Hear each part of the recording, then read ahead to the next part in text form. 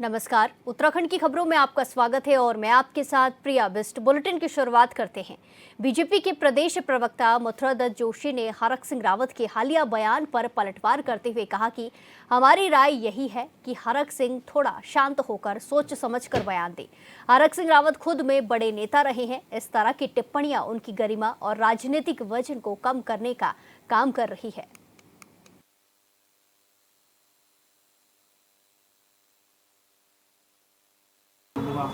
हमारी तो राय है हरक सिंह जी को कि वो थोड़ा शांत रहे और बोलने से पहले सोच विचार के बोले, किसी के बारे में बोलने से पहले। वो बड़े नेता हैं हरक सिंह जी। अपने आप में देखिए, जो व्यक्ति 27 साल की उम्र में उत्तर प्रदेश में मंत्री बन गया हो और एक जिस तरीके की बातें वो कर रहे हैं, उनकी बातों से या उनके बयानों से उनकी अपनी प्रतिष्ठा गिर रही है।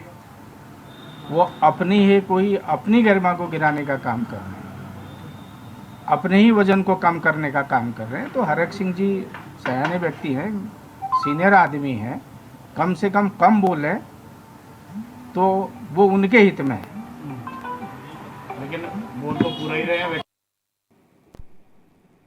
इसी के साथ खबरों में आगे बढ़ते हैं। उत्तराखंड नर्सिंग एकता मंच ने अपनी मांगों को लेकर मुख्यमंत्री आवास का घेराव किया। नर्सिंग भर्ती को वर्षवार करने, परीक्षा से भर्ती प्रक्रिया को निरस्त करने से ज्यादा पदों पर वर्षवार के माध्यम से भर्ती करने समेत अन्य मांगों को लेकर नर्सिंग एकता मंच ने रैली निकाली और सीएम आवास की ओर कूच किया, लेकिन पुलिस बल ने उन्हें आधे रास्ते में ही रोककर गिरफ्तार कर लिया और बसों में जबरन बिठाकर वहां से हटा दिया गया। नर्सिंग स्टाफ का कहना है कि पुलिस बल उन्हें प्रदर्शन करने नहीं दे रहा है, ना ही उनकी बातें सुनी जा रही है। बहुत आराम से प्रदर्शन कर रहे हैं। बाकी अभी आप लोग देखिए, पुलिस प्रशासन देखेगी। और मेरा माननीय धन सिंह रावत जी की सरकार से बिल्कुल बहुत हाथ जोड़ के विनम्र निवेदन है कि हमारे बच्चे भी भूखों मर रहे हैं। हम लोगों को भी विज्ञप्ति आपने निकाली है, जब हमको भी नौकरी चाहिए। कि देख रहे हैं आप किस तरह से संविधान, आम नागरिकों के संविधान की हत्या है और सभी तरीके से हम अपनी मांगों को लेकर एक तमाम लोगों को यहाँ गाड़ियों में भर के फिर से एकता बिहार की तरफ। हमारा अभी पूरी लड़ाई अनिश्चित काल तक के लिए और हमें लड़ के रहेंगे और जीत के रहेंगे। हमारी मांगे पूरी नहीं हो पा रही है। हम कुछ बोलना चाह रहे हैं बट ये कुछ सुनने ही नहीं दे रहे हैं। हम यहाँ बैठ ही नहीं पा रहे हैं। देखो आप सब देख रहे हैं ना, तो हम मुख्यमंत्री से वो करते हैं, एक बार हमारी बातें रखने तो दो। करी जा रही है, गलत शब्दों का इस्तेमाल किया जा रहा है, मुझे पर्सनली इंडिकेट किया जा रहा है कि देख लूंगा तुझे। मेल पुलिस मुझे पर्सनली बोल रहा है कि मैं तुझे देख लूंगा। ये स्थिति आ गई है। रक्षा कहलाई जाने वाली पुलिस आज हमको इंडिकेट कर रहे हैं। भी कुछ भी नहीं करने दिया जा रहा है। हमारे साथ धक्का मुक्की हो रही है, हमको घसीट के इसमें बसों में भरा जा रहा है। आप देख सकते हैं कितनी बुरी तरीके से हमारे साथ व्यवहार हो रहा है। आगे महिला पुलिस कर्मियों को कर दिया गया है। जब धाम गुरुद्वारा पांवटा साहिब में हरक सिंह रावत के गुरु ग्रंथ साहिब के आगे सिर झुकाकर माफी मांगने को लेकर बीजेपी नेता और सिख समाज से जुड़े बलजीत सोनी ने अपनी प्रतिक्रिया दी है। उन्होंने कहा कि जिस व्यक्ति ने ऐसे शब्दों का इस्तेमाल किया हो और फिर स्वयं गुरुओं की शरण में जाकर पश्चाताप व्यक्त करा हो तो उसकी भावना को सम्मान देना चाहिए। इस विषय पर अनावश्यक बयानबाजी सही नहीं है। बलजीत सोनी ने कहा है कि सिर्फ खबरों में बने रहने की चाह में कांग्रेस इस मुद्दे को अनावश्यक तूल दे रही है।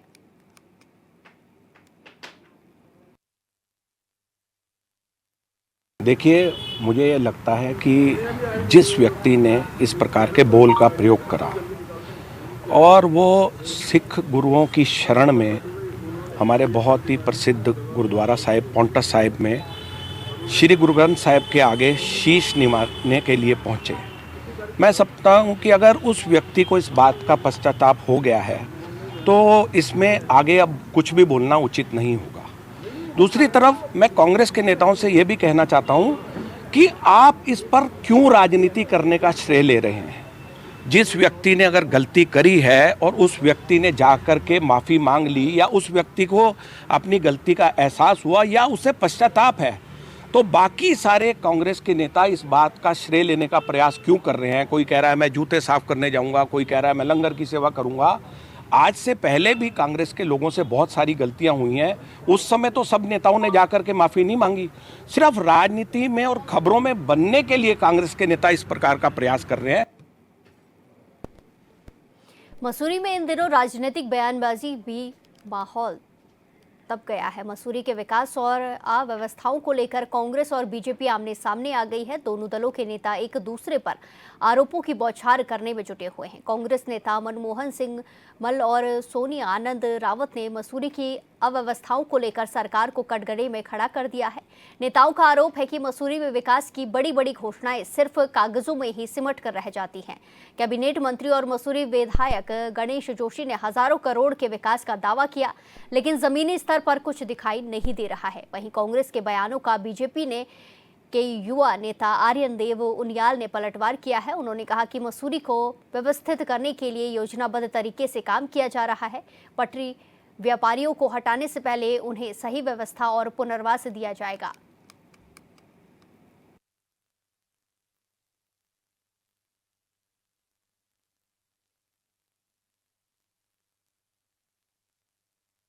आज स्थिति यह है कि जब से लगे 2 साल से पूरे शहर की स्थिति बड़ी खराब हो गई।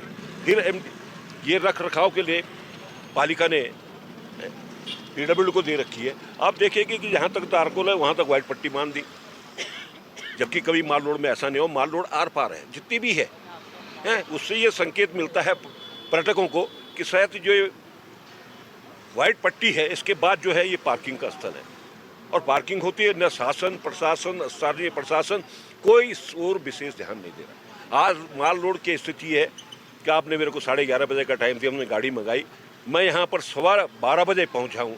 क्या स्थिति शहर की है, ट्रैफिक जाम है, लंडौर पूरा जाम है। आदमी कैसे चलेगा, कैसे इस शहर का उत्थान कैसे होगा। बना है मसूरी से नीचे, वहाँ पर जाम इतना बुरा है कि मैं सोचती हूँ कि जब अभी सीजन शुरू होगा, सीजन तो वैसे हमेशा ही रहता है, लेकिन जब सीजन शुरू होगा तब वहाँ पे क्या हाल होगा। तो पदचिन्हों पर भी उनके चलने की कोशिश करनी होगी। जो अभी मौजूदा सरकार है, मौजूदा मंत्री जी हैं, उनको किसी की बात ही नहीं समझ में आ रही है। हम तो बोल ही सकते हैं, और जब हम बोलते हैं तब इनको कड़वा लगता है। तो हम तो आए हैं, तो हम तो इस महामानव के आगे खड़े होकर के हाथ जोड़ करके प्रार्थना कर रहे हैं भाई जोशी जी से कि जोशी जी कम से कम यहाँ पर इतनी जो परेशानियां हैं उसके ऊपर गौर नज़र कर लीजिए। अगर गाड़ी से उतर गए हों आप नीचे, और हवाई जहाज से आप नीचे उतर गए हों, लेकिन उनको सुनाई नहीं दे रहा है। अब मैं आती हूँ, ये देखिए रेडी पटरी वाले लोग, अभी मैं जब एंटर हुई हूँ तब काफ़ी रेडी पटरी वाले लोग मुझे मिलते हैं। वो सभी लोग परेशान हैं, ना उनकी कहीं पर व्यवस्था है, अव्यवस्थित रूप से आपने मसूरी का हाल क्या बना रखा है। अरे भाई, हम सब साथ मिलकर के चाहते हैं कि मसूरी सुंदर बने, मसूरी में व्यवस्था तरीके से हो, लेकिन कौन यहाँ पे काम कर रहा है, मुझे बताइए। मैं बोलना चाहूँगा, सबसे बड़ी अदालत जनता होती है समाज की, और नेताओं को भी आईना जनता दिखाती है। और जब हम जाते हैं, हम अपनी बात जनता को पहुँचाते हैं। आप जितने भी स्टेट्स के आपने इलेक्शन देखे होंगे, भारत के पार्लियामेंट के बाद के इलेक्शंस में भारत ने एक ही व्यक्ति पे भरोसा किया है और एक ही पार्टी पर भरोसा किया है, वो है भारतीय जनता पार्टी और नरेंद्र मोदी जी। अभी आपने बिहार के चुनाव के रिजल्ट भी देखे होंगे। आरोप लगाना बड़ा आसान होता है। मैं थोड़ा सा पीछे जाना चाहूँगा, थोड़ा सा आईना दिखाना चाहूँगा। नाम नहीं लूँगा कि सब मेरे से बड़े हैं। जब मेरे पिताजी अध्यक्ष हुआ करते थे और जब वो यहाँ प्रोजेक्ट्स लेके आते थे, चाहे ट्रैम ट्रेन हो, श्री रविशंकर जी की यूनिवर्सिटी हो, बिरला जी का हॉस्पिटल हो, तब यही कांग्रेस के नेता, यही विपक्ष टांग खींचते थे, विधानसभा में टांग खींचते थे, रोड पे आते थे, जनता को बरगलाते थे। तो तब विकास क्यों नहीं होने दिया। और आज जब हमारी मीरा सकलानी जो यहाँ की अध्यक्ष है, 1 साल चुनाव उनको हुआ है, आपने तो 15-15 साल राज किया, आपने तो 10-10 साल राज किया, तो इतने विचलित क्यों हैं, इतना डर क्यों है कि काम कर जाएगी, ये डर है कि काम करने से रोकना है, ये डर है। तो मेरे को लगता है हम सबको थोड़ा सा इंतज़ार करना चाहिए, देखना चाहिए। बहुत सारी अव्यवस्थाएं ज़रूर होंगी, लेकिन उस पर काम हो रहा है, ऐसी आंख खोल के हमें। देहरादून के स्कूलों में श्रीमद् भगवद गीता पढ़ाए जाने को लेकर बीजेपी प्रवक्ता हनी पाठक ने कहा कि श्रीमद् भगवद गीता सिर्फ एक धार्मिक ग्रंथ नहीं, बल्कि जीवन को नई दिशा देने वाला पवित्र मार्गदर्शक ग्रंथ है, जिसकी सौगंध कोर्ट में भी ली जाती है। उन्होंने कहा कि सनातन धर्म में इसे अत्यंत पवित्र माना जाता है, और अगर बच्चे इसकी शिक्षाओं से जुड़ते हैं तो उनमें संस्कार, अनुशासन और जीवन मूल्यों की समझ और भी मजबूत होगी। उन्होंने कहा कि उत्तराखंड सरकार की इस पहल को पूरे राज्य में लागू करने की तैयारियां की जा रही है। देखिए, श्रीमद् भागवत गीता हमारा वो ग्रंथ है जो हमें जीने की एक नई दिशा के रूप में देखा जाने वाला एक पवित्र ग्रंथ के रूप में जाना जाता है। और श्रीमद् भागवत गीता का सौगंध भी कोर्ट के अंदर खाई जाती है, क्योंकि माना जाता है ये हमारे हिंदू सनातन धर्म का एक पवित्र ग्रंथ के रूप में इसको माना जाता है। और हमारे बच्चे इस संस्कार से जुड़े, उस दिशा की तरफ आगे बढ़े। श्रीमद् भागवत गीता में जो चीज़ें बताई गई हैं उसको पूरी अपने संस्कार में लेकर आए, उन चीज़ों को पढ़े समझे, उसको लेकर हमारी उत्तराखंड सरकार ने जो ये पहल करी है वो वाकई में काबिले तारीफ़ है। झाझरा जनजातीय स्कूल से ये पहल शुरू करी जा रही है और पूरे उत्तराखंड में इस पहल को किया जाएगा और ये बहुत ही सराहनीय पहल है। इससे हमारे बच्चों के संस्कार को एक नया रूप देने का मौका मिले। नरेंद्रनगर के पुलिस ट्रेनिंग सेंटर के खेल मैदान में पुलिस विभाग का 3 दिवसीय राज्य स्तरीय बास्केटबॉल और हैंडबॉल प्रतियोगिता का आयोजन किया गया, जिसका शुभारंभ टिहरी की जिलाधिकारी नीतिका खंडेलवाल ने गुब्बारों को हवा में उड़ाकर और बॉल को गोल पोस्ट में डालते हुए किया। इस राज्य स्तरीय प्रतियोगिता में प्रदेश के कई जिलों से पुलिस की 12 टीमें हिस्सा ले रही हैं। खेल प्रतियोगिता को देखने के लिए बड़ी संख्या में लोग खेल मैदान में पहुंचे, जहां बच्चों ने इन खेलों का उत्साहपूर्वक आनंद लिया।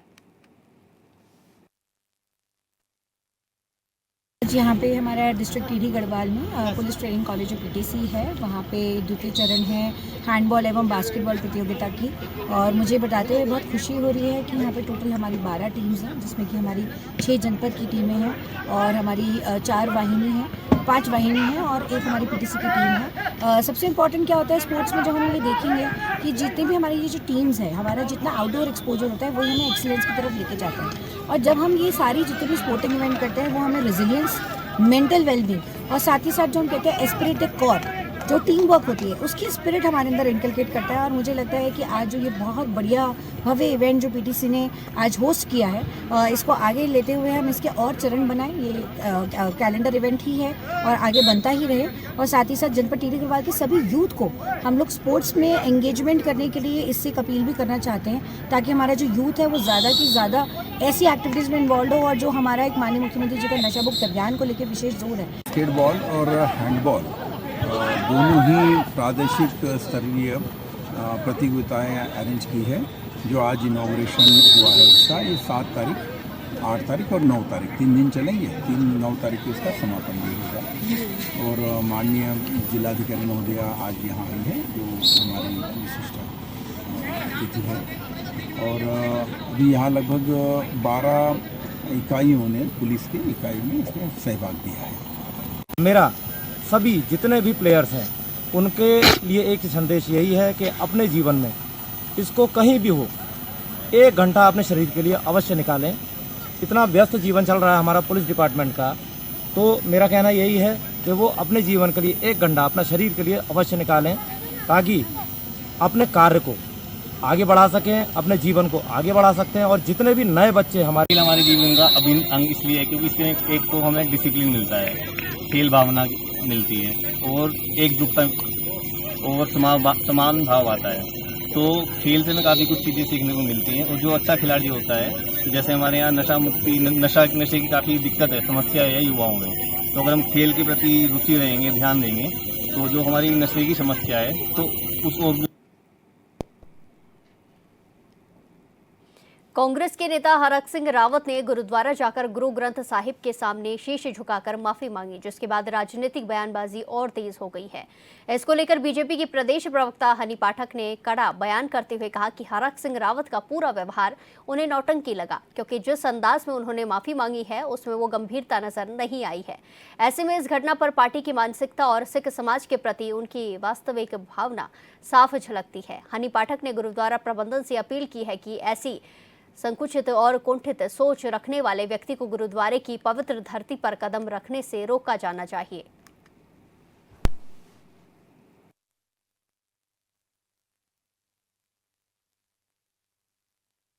फुल टू नौटंकी के रूप में हम इसे देखते हैं, क्योंकि जिस अंदाज में हरक रावत ने, सिंह मैं उसमें नहीं लगाऊंगी क्योंकि सिंह दा पुत्र कुछ और ही होता है, उनके बयान ही कुछ और होते हैं और शेरों वाली बातें करता है। लेकिन जो पार्टी 1984 में भी सिख दंगे का कलंक लेकर अपने साथ चल रही है, उस पार्टी की मनोदशा क्या होगी, सिख और सरदारों के प्रति उनकी भावना क्या होगी, वो उस दिन अधिवक्ताओं के प्रदर्शन में उनके साफ तौर पर नजर आ रही है। क्योंकि वो जो अंदाज था उनका बोलने का, वो ऐसा मजाकिया अंदाज था जिसमें साफ तौर पे कहा जा सकता है कि पीठ पीछे भी वो इसी तरीके का मजाक बनाते होंगे। और जिस प्रकार से डैमेज कंट्रोल की बातें सभी नेता इस समय कांग्रेस के कर रहे हैं, उससे साफ साबित होता है कि उनको खुद पता है कि ये जो गलती है वो माफ़ी लायक नहीं है। और मैं समस्त गुरुद्वारे में ये अपील करूंगी आपके चैनल के माध्यम से कि उन ऐसे व्यक्ति जिसकी संकुचित और कुंठित सोच हो, उसको किसी भी प्रकार से गुरुद्वारे जैसे पवित्र धरती पर कदम रखने से बिल्कुल मना करना चाहिए।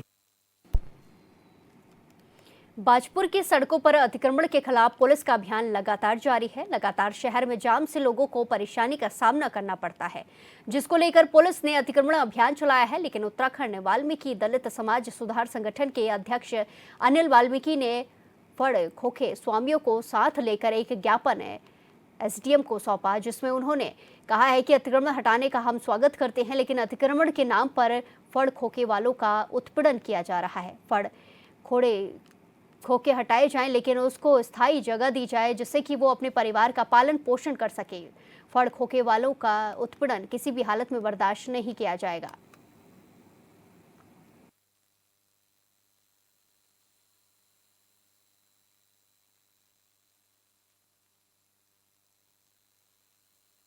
ये सारे हमारे फड़ खोखे और ठेले वाले लोग हैं और ये बेचारे बरसों से बाजपुर के अंदर निवास करते हैं। जिस तरह से बाजपुर के अंदर अतिक्रमण हटाओ अभियान चलाया जा रहा है प्रशासन द्वारा, हम उसका स्वागत करते हैं, मगर जिस तरह से हटा करके उनकी कोई जगह सुनिश्चित नहीं की गई है। अब ये बाजपुर के अंदर जो इतवार का बाजार लगता है, इतवार के अंदर ईओ साहब जो है उनको जगह दे रहे हैं, मगर वो कह रहे हैं कि इतवार के दिन आपको वहाँ पे हटाना भी पड़ेगा। और सबके कच्चे माल की सबकी दुकानें, खाद्य सामग्री सबकी इधर से उधर जाएगी, सबका डिस्टर्ब होगा, सारा हिसाब किताब खराब हो जाएगा। तो हम ये चाहते हैं जगह जहाँ भी दी जाए वो एक स्थायी जगह दी जाए, ताकि जहाँ पे एकदम ग्राहक पहुँचे और सामान ले और अतिक्रमण भी ना हो। तो इसलिए चक्राता के तोड़ी क्षेत्र के भोटगांव स्थित बंद पड़े जूनियर हाई स्कूल भवन में ठहरे 3 मजदूर की संदिग्ध परिस्थितियों में मौत हो गई। आशंका है कि गैस रिसाव से दम घुटने की वजह से उनकी मौत हुई है। सूचना पर पहुंची पुलिस ने मृतकों के शवों का पंचनामा कर पोस्टमार्टम के लिए भेज दिए हैं और आगे की कार्रवाई में जुट गई है।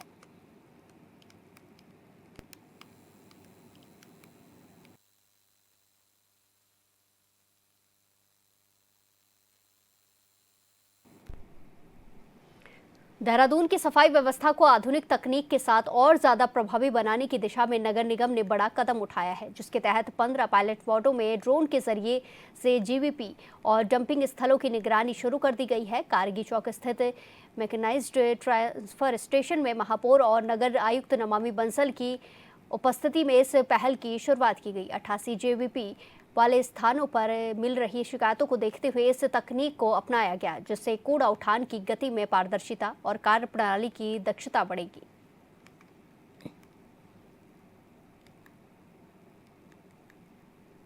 इसको रोल आउट कर दिया गया है, माननीय महापौर जी के द्वारा इसको विधिवत शुरू किया गया है। बेसिकली हमारे नगर निगम क्षेत्र अंतर्गत लगभग 88 जीवीपी यानी कि गार्बेज वनरेबल पॉइंट्स हुआ करते थे, जिसमें कि सार्वजनिक स्थलों पर लोगों के द्वारा कूड़ा डालने की शिकायतें मिलती थी और इनके मैनेजमेंट को लेकर के निरंतर नगर निगम की ओर से कई सारे संसाधन डिप्लॉय करे जाते रहे हैं। वर्तमान में नगर निगम ने इनमें से 8 पॉइंट्स को पूरी तरह से खत्म करके अभी इसकी सूची 80 पर लगभग है। इन सभी पॉइंट्स में कूड़ा डालने की जो समस्या है, इसके निदान के लिए हमने एक पायलट प्रोजेक्ट शुरू किया है, जिसमें कि 15 वार्ड्स को ड्रोन से मॉनिटर किया जाएगा और इनकी 4 आवर्स की टोटल फ्लाइंग जो पर डे की होगी, इसमें ये देखा जाएगा कि किन लोगों के द्वारा इस तरह से खुले में या सार्वजनिक स्थलों पर नदी नालों में कूड़ा डंप किया जा रहा है।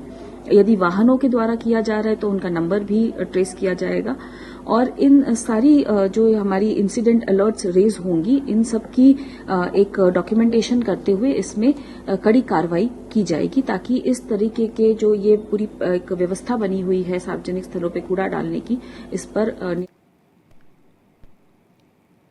उधम सिंह नगर के जसपुर विधानसभा क्षेत्र में स्टेडियम का मुद्दा बहुत पुराना हो गया है। प्रदेश में जब कांग्रेस की सरकार थी तब से जसपुर में स्टेडियम की स्वीकृति हुई थी और स्टेडियम की 4 दीवारी भी हो गई थी, लेकिन बीजेपी सरकार के आने के बाद इस पर रोक लग गई, जिसकी वजह से स्टेडियम का निर्माण अभी तक पूरा नहीं हो पाया है। वहीं अब बीजेपी नेता शैलेंद्र मोहन सिंघल 500 खिलाड़ियों के साथ देहरादून पहुंचेंगे और मुख्यमंत्री से मिलकर जल्द ही स्टेडियम के निर्माण की मांग करेंगे।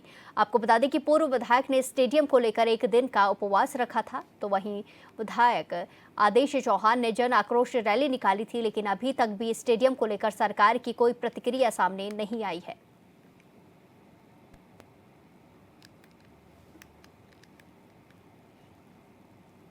देखिए, हम लगातार क्षेत्र की आवश्यकता के अनुसार स्टेडियम की मांग करते रहे हैं और माननीय मुख्यमंत्री से जब मिला था तो उन्होंने डीएम से एक प्रस्ताव मंगाया था। तो डीएम से एक प्रस्ताव, जो सिडकुल की हमारी जमीन है सूत मिल है, उसका प्रस्ताव शासन को जा चुका है, पर अभी तक उससे शायद कोई निर्णय नहीं हो पाया है।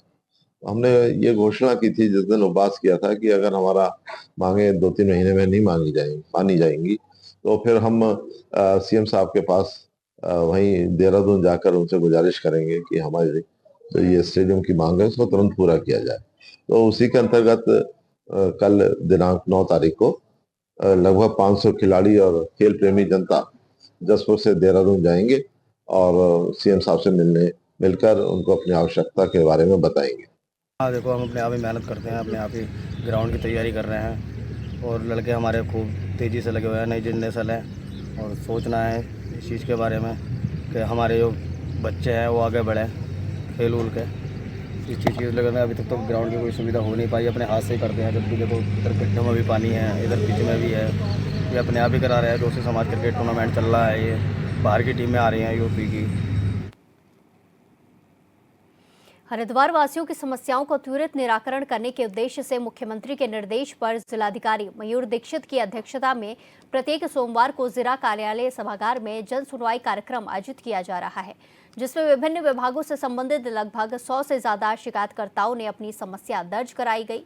ऐसे में समस्याओं का मौके पर ही निराकरण किया गया।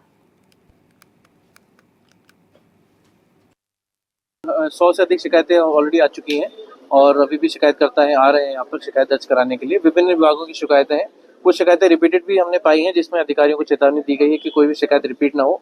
कई शिकायतकर्ताओं के द्वारा कुछ इस तरह की शिकायतें भी दी गई हैं जिसमें कि कोई मांग हो, जिसमें कोई फंड्स की आदि की रिक्वायरमेंट। गोवा के एक क्लब में हुए भीषण अग्निकांड में उत्तराखंड के 4 लोग मूल रूप से द्वाराहाट क्षेत्र के बवाली पोखर के रहने वाले बताए जा रहे हैं। वर्तमान में लंबे समय से दिल्ली में रह रहे थे। साथ ही पुलिस मृतकों की जानकारी में लगी हुई है। दरअसल आपको बता दें कि गोवा अग्निकांड में 25 लोगों की मौत हुई थी।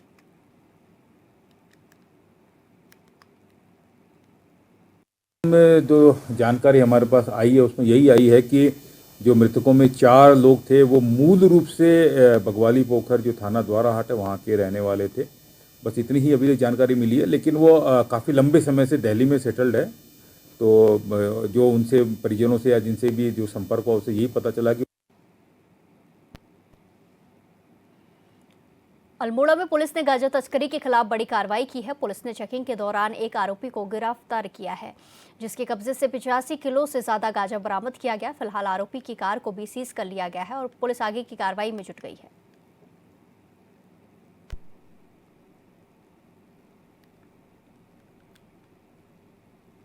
इस बुलेटिन में फिलहाल के लिए इतना ही। बाकी तमाम खबरों के लिए देखते रहिए HNN 24/7। नमस्कार।